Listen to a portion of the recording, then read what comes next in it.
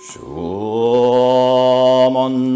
Katoshu Dai 56 足 Kusan Kara Kusan Ke Iwaku 10年会場演習を求む演習を混ぜればまだ会えて休ぜず芍薬花開く菩薩の面修羅発散ずヤシャの頭 Entangling Vines, Case 56 Kuzan's Gatha Kuzan Shike said, For 10 years at sea, I have sought my enemy.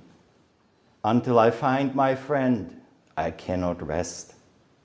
Blossoming peony flowers, like bodhisattvas' faces. Scattered palm fronds, like demons' heads.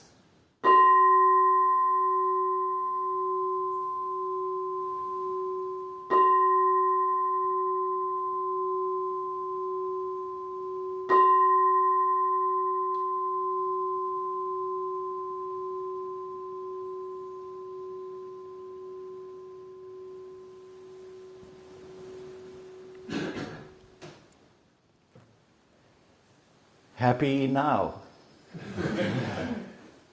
However, we may account for it. We could say today is July 5th, 2023. We could say today is the fourth day of session, the 47th anniversary session. Or we could say today it's just another day. And certainly it is now, where we find ourselves together here. And by now, by day 4, things begin to become a little clearer. For example, my robe tells me exactly what was for lunch yesterday and the day before. We know exactly how the weather changed and how we dislike it in a different way today than yesterday. We become more attuned to the people, the persons, the human beings, the practitioners who sit next to us.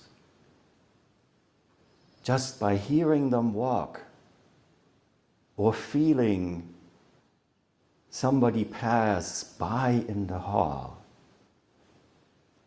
this kinship of having spent 4 days together pervades everything we do.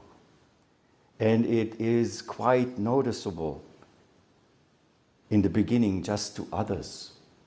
But then as we get into session, to ourselves, where we fall short of it. And that's a wonderful thing to do, to become aware of it. And it is also one of the most challenging things of this practice, of any kind of practice that we might have, that exposes us to this very, very deep investigation of our own human condition, of what we believe we are or what we are deluded to think this or that. We come here to do a very, very difficult task. And when it starts to work, it gets even more difficult. I went to this retreat and I thought I would feel better. Here I am on day 4 and I feel like a piece of crap. There are all these terrible things coming up. It hurts. I don't feel good. And that's why we have Doksan. That's why we have elders here who you can go to and say, have you ever experienced that? And that's usually when we begin to laugh. Of course, it is working. When things shake loose, they shake loose. And then they come out. Consider yourself here in a place where spiritual constipation comes to a resolution. Do I have to go into more details? I don't think so. It resolves. Something is past. Yeah? When something is past, it is exposed to the open. We heard yesterday about all the things that come into the open. And so do these things that shake loose. Please do not feel bad about it. It is the natural process of this practice. And it's also how we help each other by just sitting there next to each other, not doing anything else but investigating together. We heard from Kimpu Zenji, opening up the curtain to see, let us see and peek behind what often is difficult to access, even for ourselves. He had to come here to find all of this out. And yesterday we heard from Chigan Roshi speaking about this place. Also completely open, revealing things we hadn't heard. It is quite something to sit on this platform knowing that 48 years and a day ago, it was first mounted by Edo Roshi, who delivered his first Teisho that stopped after the first sentence when he began to cry. And the thought returned to me when I was mounting this. How tall was Edo Roshi? How much might he have weighed? This thing is 50 years old. I'm much heavier. So that's why I come up here very careful. It is an honored piece that needs that care. And so are we. Many of us are older than this piece of furniture that we have here. So we have to treat ourselves with that respect, not like furniture, but with this love for what service has been delivered for this vast amount of time. There are also some here who are not as old as this piece of equipment that we use here.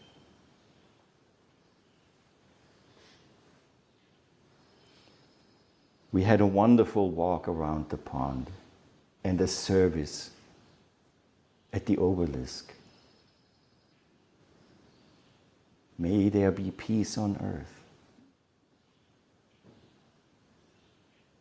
We heard yesterday how needed it is that we engage in acknowledging that it is necessary to not just for us to wait for that peace to arrive, but to do our best to contribute to the conditions that allow for a more peaceful existence. A more peaceful existence of us as individuals, a more peaceful existence of us as a society, the Zen Studies Society, as a society at large. And you might notice that things are happening here. Instead of burning fossil fuels, even you might think, oh, these heat pumps, they're god ugly. But we put heat pumps in. They don't work yet, as you might know. Otherwise, we would have air conditioning or some dehumidification. But it will be here.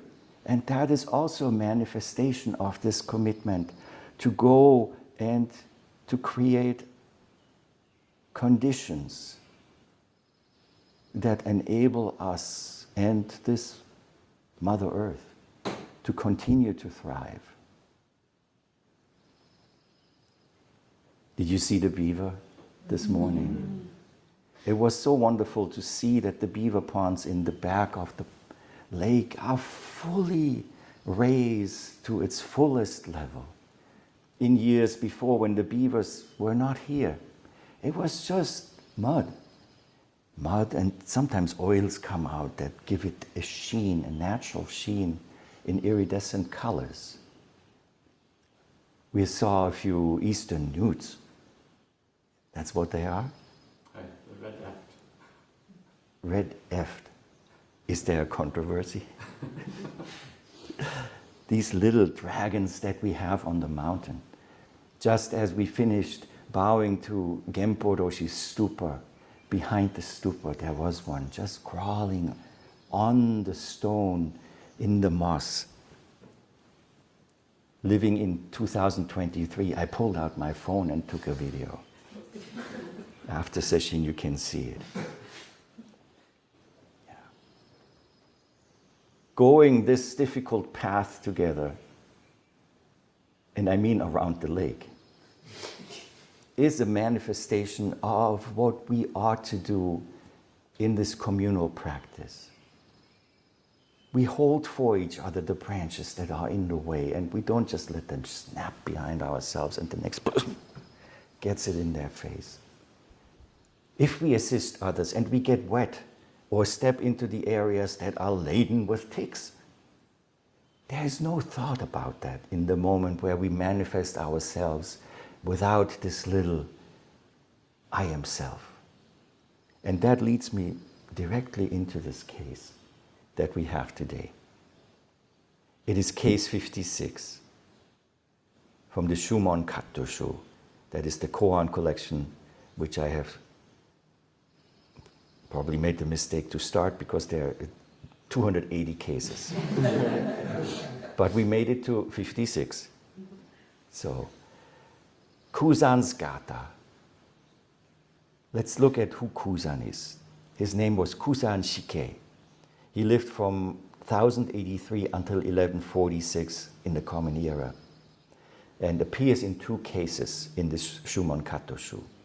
There's also a different name for him. Instead of Kusan, another Dharma name was Chikuan Shike. He was a native of China, of Chengdu, which is in modern Sichuan province. All these details are captured in a book that is called the Keito Dento Roku, which was written about 1200 or so and gives the biographies of the masters. And it is like a family treasure, you know? There are stories in every family, aren't there? And they get moved forward. We change them a little bit over time when it is necessary. We don't speak about patriarchs anymore. Ancestors. So even with these stories, they keep developing. We even know his family name. His family name was Shi. While he was still young, he entered a temple, the Great Compassion Temple, Daihiji.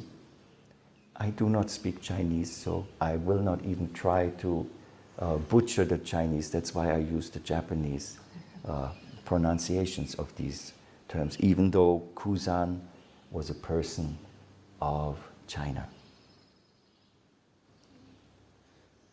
So he entered this temple and studied sutras, the Surangama Sutra. Have you ever heard of the Surangama Sutra? Yeah?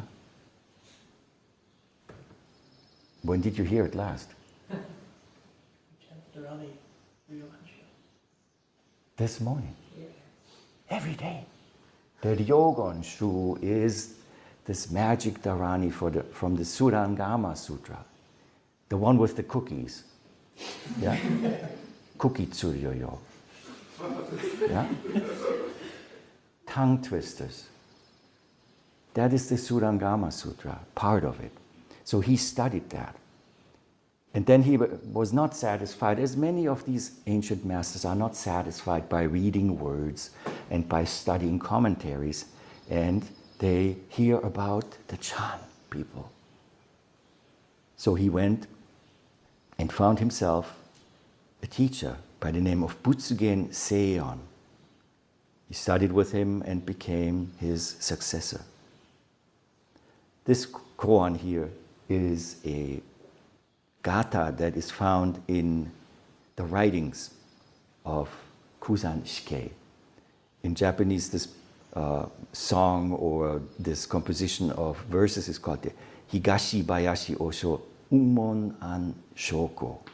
Higashi Bayashi, that is the same, that's the temple, Eastern Forest Temple. That's where he ended up. What is a Gatha? Anybody know what a Gatha is?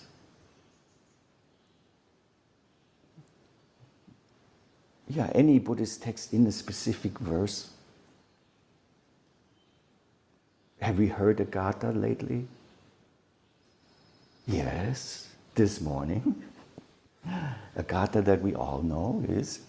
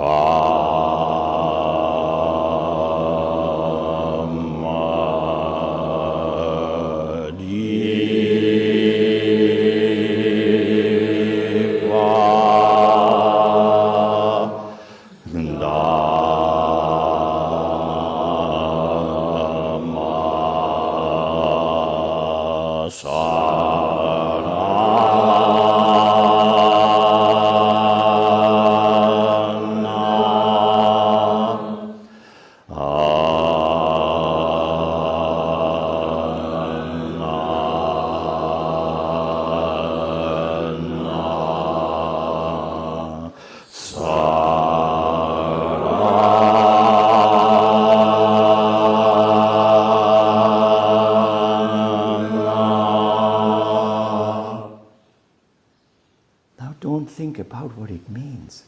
But don't you have that feeling of how poetic it is? An expression from a deep, deep place. And in the same way, Kusan Shikei created this Gatha to express something that came deep from his experience. What we just chanted is, if I'm not mistaken, from the Parinirvana Sutra, the last sutra of the Buddha's teaching before he passed away. A deep expression where he answers the question of Ananda, "O teacher, what shall we do when you are gone?" You are the light.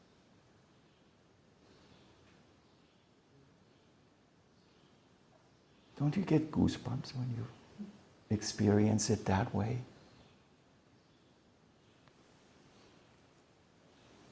This Gatha is composed in classical Chinese verse with a specific number of characters. I don't know if our native Chinese speakers and readers had a chance, and also our educated Chinese readers had a chance to look at it and make any sense of it. I don't know. I always think you look at it and go, ah. We have to resort to the English. For 10 years at sea, I have sought my enemy. Until I find my friend, I cannot rest. 10 years. Junen. Just the character 10 and the character year.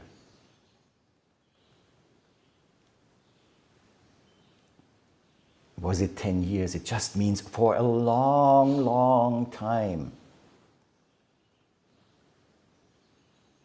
Now some of you might remember a young monk by the name of the next two characters. On the ocean, Kaijo. You might remember, he was a monk here. He was here when I first came here.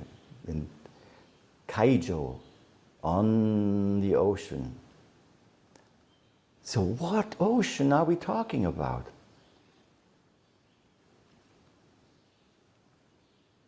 The ocean we go to for vacation, right? We go for vacation and there's a hotel on that ocean. And that hotel is under new management. It's called Hotel Karma, you know? And the ocean is called the ocean of samsara. You thought there were surfboards and stuff like that, but they're only rafts.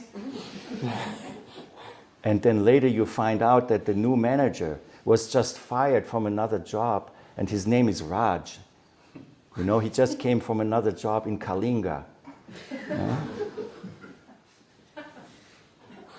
No, it's not that ocean. Is it the ocean of samadhi? 10 years on the ocean of samadhi. There is no accounting for time on the ocean of samadhi. So it could not be that ocean. What other ocean could it be? Is it the ocean of compassion, as we find it in the Lotus Sutra? Who knows? Just in the end, before the Lotus Sutra, chapter 25 ends, yeah, where the 84,000 beings attain supreme enlightenment. Hachimanshi senju jokai hotsumuto do anokutara samyakosambo daishin. There are 8 characters just before that. Jigen jisujo fukuju kaimuryo. It says, regarding sentient beings with merciful eyes, Bodhisattva Kannon extends the ocean of immeasurable blessings. I think we are getting closer to what kind of ocean he is talking about here. So, if you ever have a chance to step into the meeting room, you will see on the wall that is facing the Zendo side, there is a long board hanging, yeah, a zenpan. It was one of those boards the monks supposedly put their chin on because they weren't uncomfortable enough. Huh? And it is inscribed with characters written by Hakuine Kaku that write exactly these characters. Jigen Jisujo Fukuju Kaimuryo. With the difference that Hakuin instead of Ju, which Ju is Atsumaru, to extend, to accumulate, he puts in this Kotobukiya, which is longevity. So not only compassion, but also longevity. Look at the board, it's very interesting. It was a gift that Chigan Roshi received when we had the great fortune to be present at the 250th anniversary service for Hakuine Kaku Zenji at Ryutakuji in 2017. That is the gift that they gave to the guests. So you can see it there. Immeasurable blessings and longevity. So, in the Zen interpretation, this phase is used to encourage us all to develop that kind of fullness of kindness, of compassion. And as you might find out, it's really the hardest to start extending that ocean right where your feet are. Not standing on the shore of the ocean, but standing in it for yourself. 10 years on the ocean. Now it gets interesting. Some people here might be thinking, oh, I've been practicing for at least 10 years. Yeah, and I've been thrown back and forth like in the waves on this ocean, just like practice. So why did he find himself on this ocean? He was looking for something. And the next two characters are Enshu. En. En. It means a false charge, a false accusation. And it also means hatred. And Shu, mukuiru, ataru, enemy, revenge. And put together, the characters just mean raw. Raw, but raw not by itself, but raw in terms of relationship. And therefore, in the translation, I chose for the first time the two characters appear to say enemy, and the second time, friend. For 10 years at sea, I have sought my enemy. Until I find my friend, I cannot rest. It is the same term in both places. What is he talking about? Why is friend and enemy the same thing? Why is he seeking? Well, aren't we here because we crave some wholeness? Because we know we are not yet complete? Isn't it the story of humanity that moves us forward, wanting to become more full, more peaceful, more wholesome? In that context, we created some teachings of higher beings, books that promise, yes, there is wholesomeness. Not now, just you got to die first. And before you die, you better do what we tell you.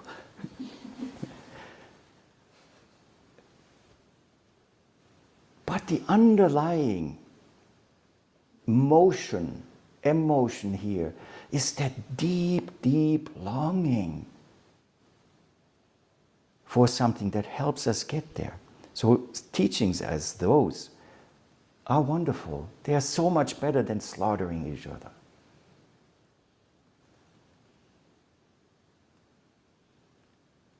But we are looking even further. Maybe we are not satisfied even with these teachings. We still feel there is something.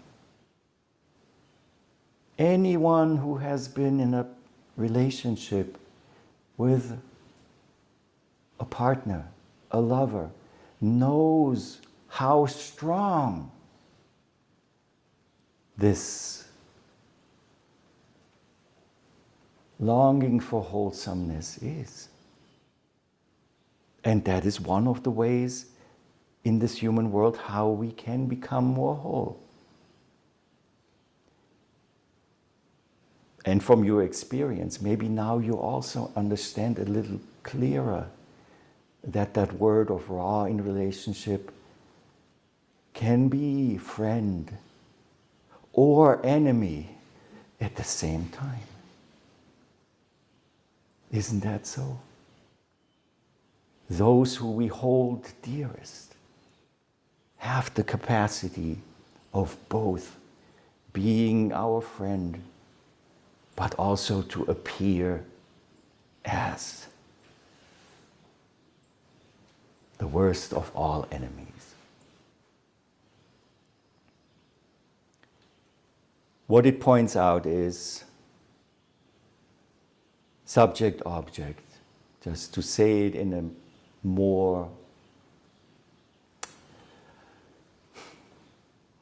technical is such a terrible word, but philosophical maybe, or relation-oriented way, subject and object, they always stand in opposition.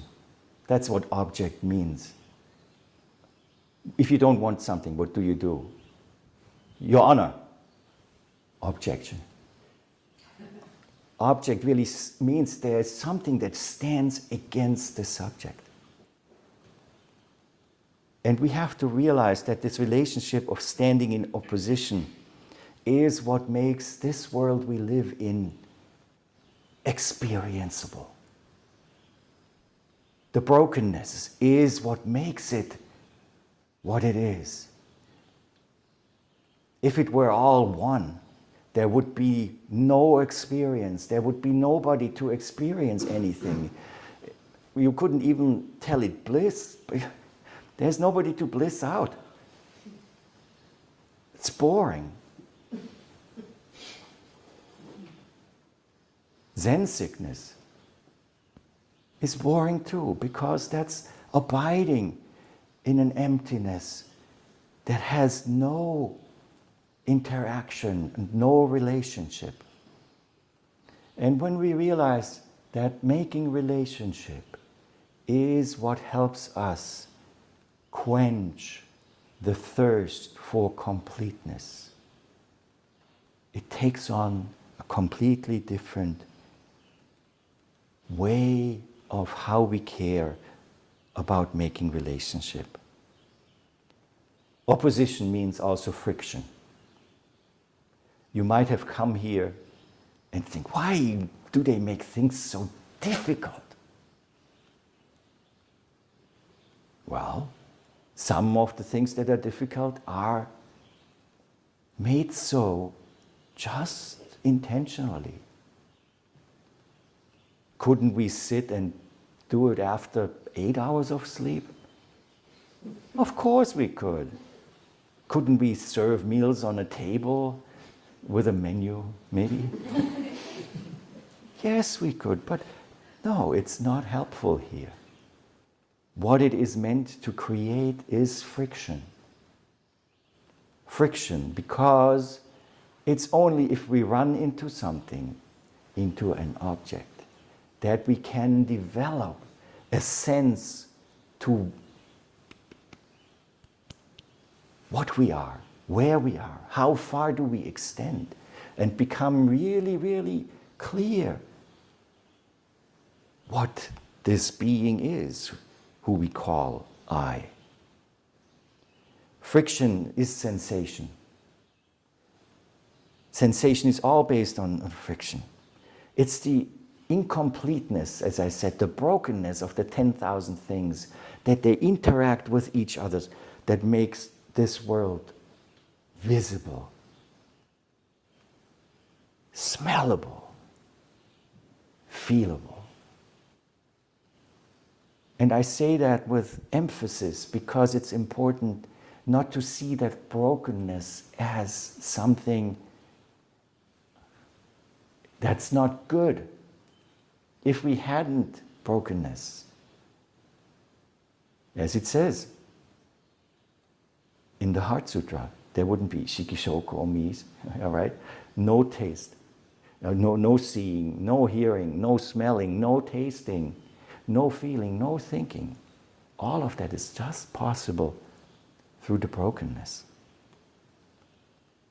We bring it together, the brokenness, and different traditions in different ways. Tikkun olam in the Jewish tradition, the bringing together of the world that has broken. We bring the world together when we just completely bring everything together in Gasho. And what we learn here is that, well, a moment later, it breaks again. My ordination teacher, Chigan Roshi, used to say, even if two people love each other so much, and they give each other a really, really good hug and stay with that, sooner or later, one of them will have to go to the bathroom.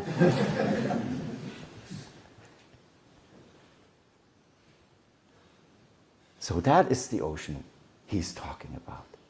That ocean of change. Here, friction is in practice. This place sometimes we can call a stone tumbler. Each of us is a stone that's put into this tumbler, which is this big drum that has an axle in the middle and the crank. And when the stones are in there, then we start cranking it. It's very loud. It creates a lot of dust. And what do the stones do inside? To what end? When you're done and you open it up, you take the stones out and you have polished gems. That's what's happening here. That's what some of the rules we really don't like. They are polishing agents. And the person that annoys you the most in this room, it might be me, is also such a gift to us in that stone tumbler to allow us to soften those jagged edges that we don't know unless we find ourselves in such a circumstance. It is difficult to begin to practice and to practice. And this is more dust that is being shaken loose through the process, loud and all of that. So, fellow gems, that's what we are doing here, and that's what he's talking about. This fullness, this wholeness we want. We naturally return to that wholeness. Naturally. I know while we are sitting here during the day, we think, oh, how do I get there? How do I get there? This where there is total lights out, nobody there, nothing experienced, no time, no world, no I, no other. And we struggle and struggle and struggle. And then we go to bed. There it is. But you don't know. Because you're not there. So nature takes care of it. But we know when we are not sleeping that deeply that everything disappears. That is not unlike our waking state. Dreams, delusions. And we have to learn how to work with all of it.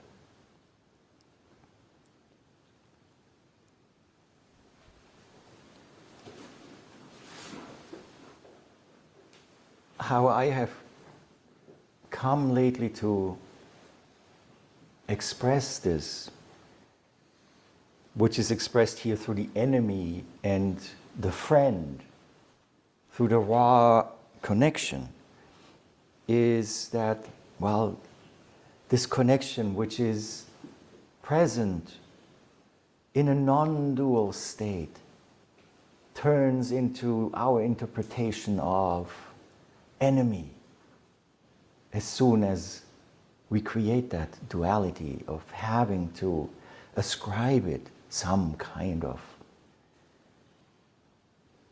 nameable word or feeling or whatever. Sometimes enemy, sometimes friend. But what we have to learn is that we have to look at the function of our being that makes that relationship and not be consumed by how the content that moves through that function plays out. So it is not so much that we have to learn, well, when is it an enemy, when is it a friend? But when does our relationship in that rawness and directness comes to the place that we cut it into this and that. This function is what he describes in here. Kusan Shike. And he expresses it in two more lines that are more poetic than the first two. One more note about the two characters Enshu. The Zen tradition, the Rinzai Zen tradition, has a lot of written stuff, yeah. A lot of written commentaries and traditions to look at specific cases in specific ways. And so this Enshu also points to, it's another description of what we were talking about, points to the original face. Honrai no memmoku. Honrai no memmoku. The fundamental face, the face, your parents' face before they were born, however you want to express it.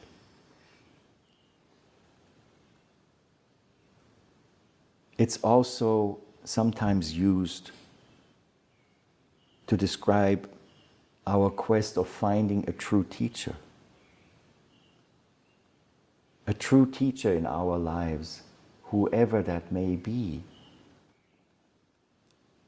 And what do true teachers do? They help us move towards wholeness and wholesomeness. Enshu. You can find it here.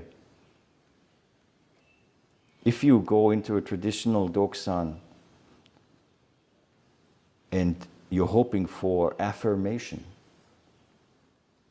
you have come to the wrong place. So suddenly you have this nice old Japanese man who is the most gentle person out there. You meet them in the Doksan.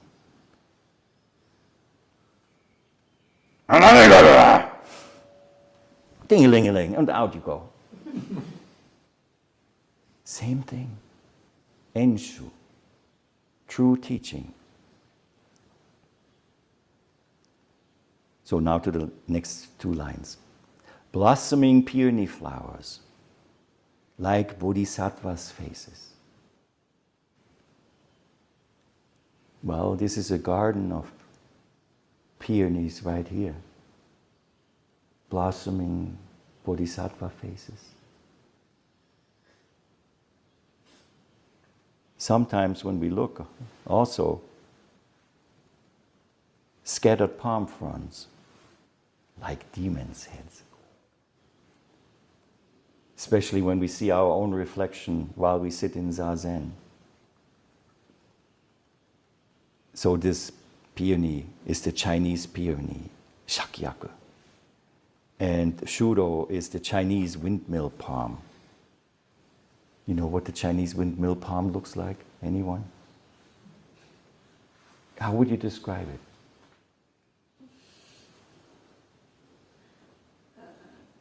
Don't ask me. Okay. We have all to go to China and look at the Chinese windmill palm. I think it has very big leaves. We'll have to find out. Yeah? This is what this investigation is about. This investigation is how does this Honrai no Memmoku, how does this original face show itself? In what kind of manifestations? Sometimes as demons, sometimes as bodhisattvas. Demon heads and bodhisattvas are both aspects of this original face. Now, when I came here this time, when I went up the front steps, there is this carved boulder that has characters on it. And I just had seen exactly the same characters on a post on social media of a Japanese friend by the last name of Nakahara, who puts pictures on with his mother and from her house. And I'd like to go to that house. It's like a treasure trove of calligraphy, one of the pictures where he showed his mother, there was in the background a calligraphy by Soen Roshi. So I wrote to him, oh, is it Mitakutsu Soen? I said, yeah, one of many she has. And there was this one calligraphy across, like the one we have in the dining room, yeah, that is read from the right to the left, like a big banner. And exactly the same character that we have out on that stone. So before session, I asked Roshi if she knew anything more about it. And I went to investigate it a little more. And it's quite interesting. It says, Nenzureba hana hiraku. It is a poem by a famous Buddhist Japanese poet by the name of Sakamatsu Shinmin. Ah, yes, Sakamura. Yeah, Sakamura Shinmin, who lived from 1908 until 2006. It's probably his most famous line. It's the title of a poem. When we really literally translate it, it says, doing nen, flower opens. It was put there in the year 2001. When you look at it, it says 2001, and Shinmin, it says under it. Also, when you go to the dining hall, you might see a plate on the right side of the altar there, with blue writing on it. Same characters. Nenzureba hanahiraku. That was a plate that was issued for his 100th birthday to celebrate it in 2008. Yeah. Sakamura Shinmin. It's an important lesson. There's a translation into English which I will tell you.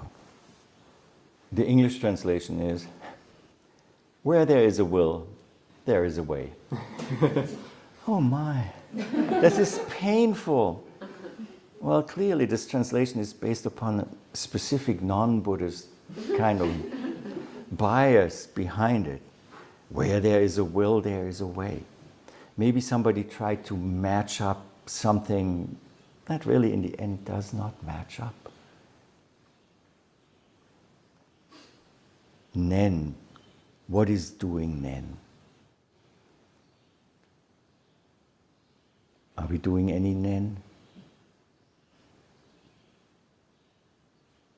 When did we do last formal nen?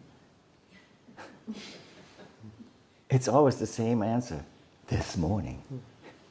Right? Kanze on namu butsu. Right?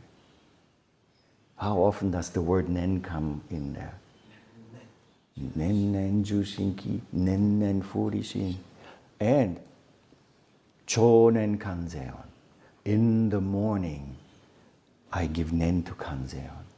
Bonen kanzeon. In the afternoon, I give nen to kanzeon. So that is the giving nen. If that nen is now nen butsu, in other traditions like Namamita Butsu, or if it's the nen of being with our breath or being with our chanting, giving nen and doing nen is coming to this fully absorption, the full absorption of jhana practice, nenbutsu, or cradling a baby to sleep, where the self and the will of the self completely disappears. This makes this English translation so clear that it's not coming anywhere near. This has nothing to do with will. When we give ourselves to doing nen, we are giving Maybe we could say we are willing ourselves, but that's the only allowed use of the word will in this context. We are willfully giving ourselves completely away to what kind of nen we do, so that we completely disappear. This is the practice of muga, of no self, of completely being a bodhisattva that gives the own self completely away. And this muga, no self, is when the flowers begin to open. Ichi nen tojo ni renge o hiraki. We chant it in English every morning. That's from the Bosatsu Gangyomon. Bodhisattva's vow. Then in each moment's flash of our thought, there will grow a lotus flower. Each flash of our thought, that is nen. Hana hiraku, the growing of the lotus flower, exactly the same thing. This practice of muga is essential. All this formality helps us to lose ourselves and give ourselves to this practice of no self. Nenzureba hana hiraku. Every step we take, every thought we think, each moment giving ourselves. And that makes the impossible possible. Chigan Roshi recounted that for that 25th anniversary, everybody was standing in front of that poem with Edo Roshi.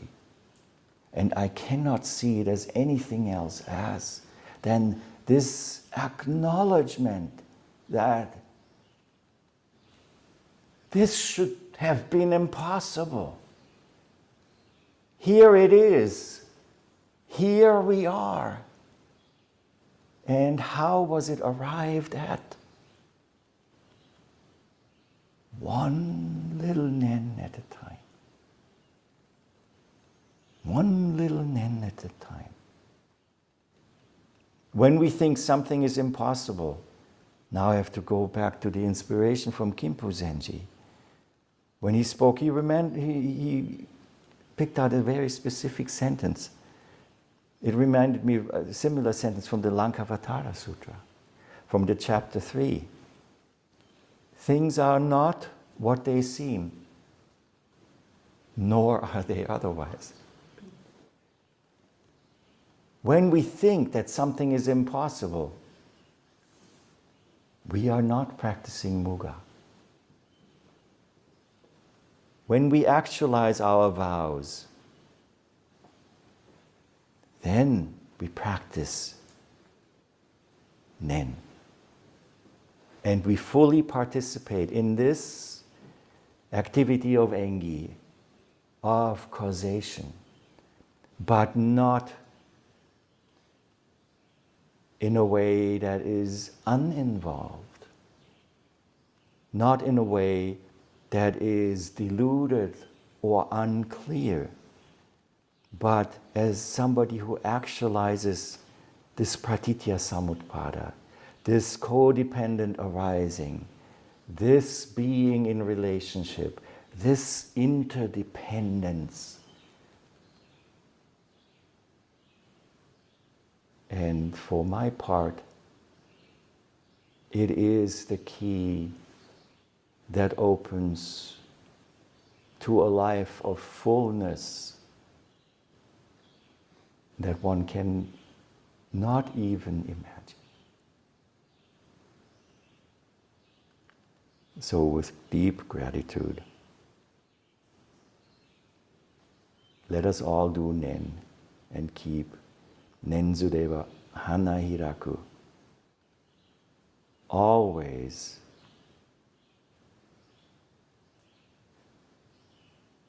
in our heart of no self.